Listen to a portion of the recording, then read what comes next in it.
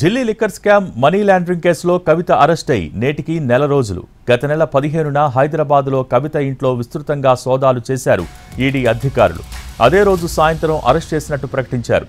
ఆ తర్వాత నేరుగా కవితను ఢిల్లీకి తీసుకువెళ్లారు ఎన్ఫోర్స్మెంట్ డైరెక్టరేట్ అధికారులు. Delhi liquor case money laundering కేసులో కవితను సాక్ష్యాధారాలతో సహా ప్రశ్నించారు ఈడీ అధికారులు.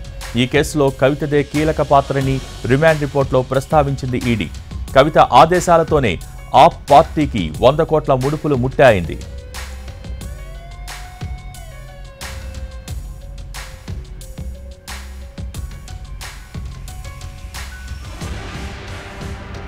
రౌస్ అవెన్యూ కోర్టు తీర్పుతో మార్చి 26 నుంచి కవిత జ్యుడిషియల్ కస్టడీలో ఉన్నారు.